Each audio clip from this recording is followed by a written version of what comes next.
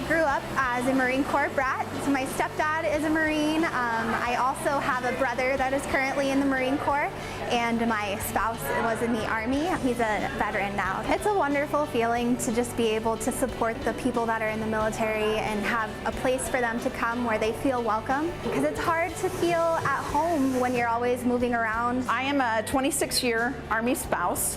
My husband retired from the Army about 3.5 years ago. As a military spouse, one of the things that I most often had to do as we moved was reinvent myself. So when I started with Starbucks, and store managers and regional directors all said, we can move this job with you, that was huge. And that was definitely an incentive when we started with the military initiative and we dedicated the store to talk to spouses that were looking for that career portability. People don't understand how hard it is to be a military spouse sometimes. I go through many hardships, overcoming things that most people won't know unless they're military spouses. When you are moving and you're a spouse of military, like, you never have to worry about losing your job. You always have a place to be and a place to go with Starbucks.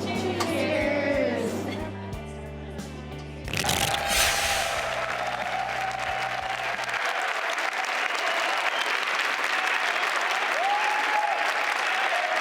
We're here at the U.S. Air Force Academy in Colorado Springs for Veterans Day weekend, something you know I care passionately about.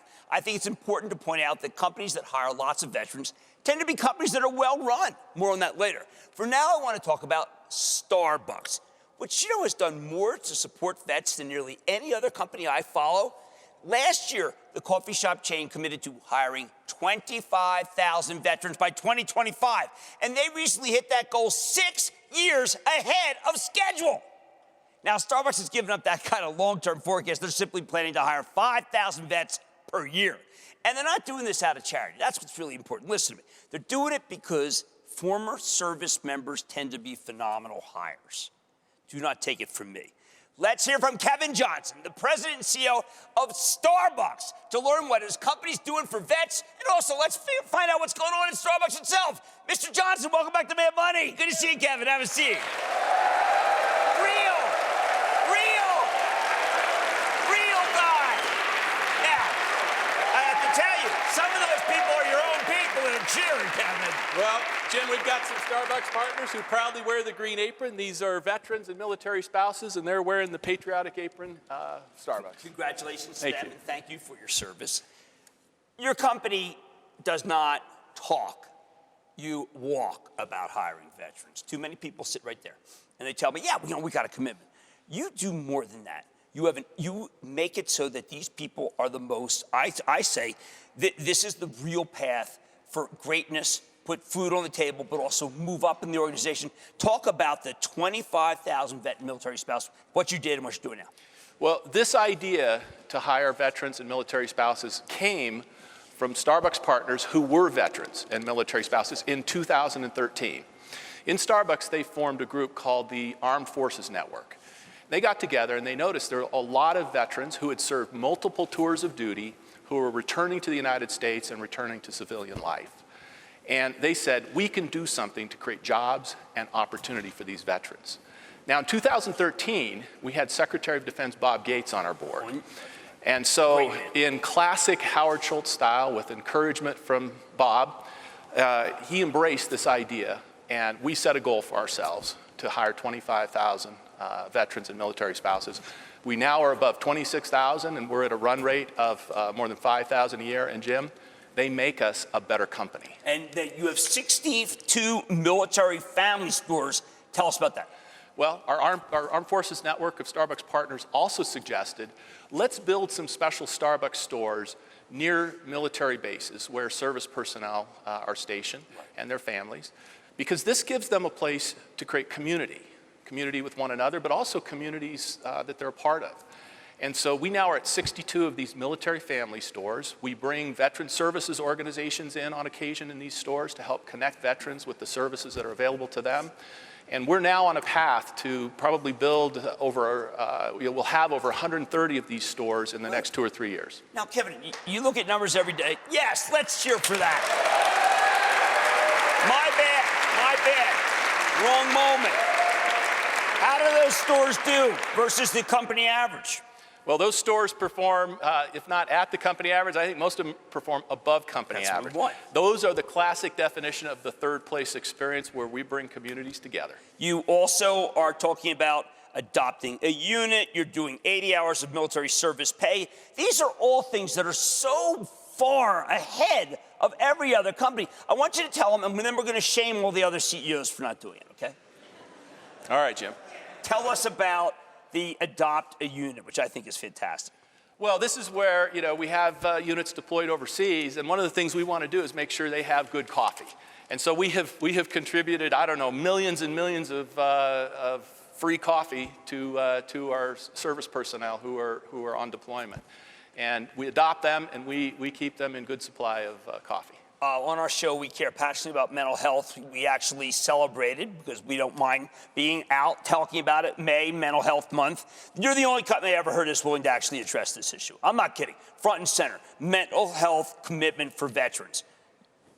Well, we had Starbucks partners sort of raise this topic to us just in the last couple of years, not only for veterans, but also just 1 in 5 Americans are suffering from some form of mental health issue. It could be as simple as stress and anxiety. It could be depression, and certainly for those veterans who return from multiple tours of duty, oftentimes they have some unique needs. So as a company, we have announced extending our health care benefits to include mental health and well-being. And much of this is about breaking the stigma of mental health. It's encouraging people to say it's okay to ask for help, and we're going to make sure that we work together to break that stigma and that we provide those services for all our Starbucks partners, and especially our military veterans. That's why I know you and I both believe that business can be the greatest force for change in our society. I want to speak about the stock for a second. Kevin, it's down from 99 to 81. I think it's ridiculous. It's almost as if no one listened to that last call. You had a reacceleration on every key line. You have told me that when the stock is a little irrational, you have enough capital to be in there buying it if they won't. Is this an opportunity for Starbucks to retire some stock? Well, Jim, I think on our earnings call, we also said that we'd return $21 billion of the $25 billion we've committed to our shareholders. And so we've got $4 billion of cash that we are going to return to our shareholders in the form of dividends and buybacks. And I'd say right now is the time to back up the truck and buy that stock. You better be careful. That is a phrase that people use only when they know that there's a bottom. One last thing. I want to give you, because I know how much, and I want you to do, I typically not do this, to speak for Howard. That's a dangerous thing. Howard never liked me speaking for him. Just tell people how you feel, because I know that I don't want this to be finished and you say to yourself, you know what, why didn't Jim just give me a chance to address them?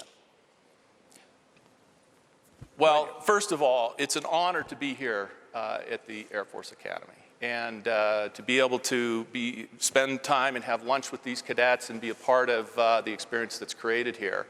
And for me to also host some of our Starbucks partners to be a part of this is fantastic. And so thank you to you and CNBC, and thanks to the Air Force Academy for hosting us today. It's fantastic. They're up in there. Do they have our holiday cups?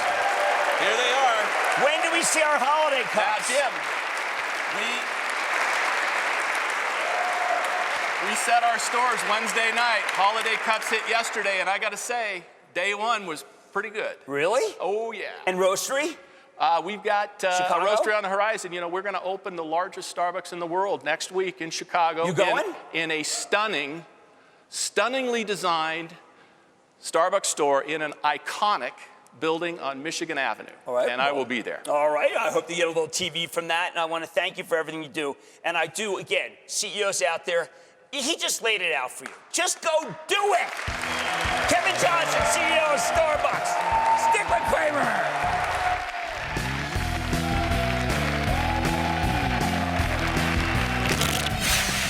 Hi, I'm Chief Bill Doyle. I'm deployed here at Camp Lemonnier in Djibouti, Africa.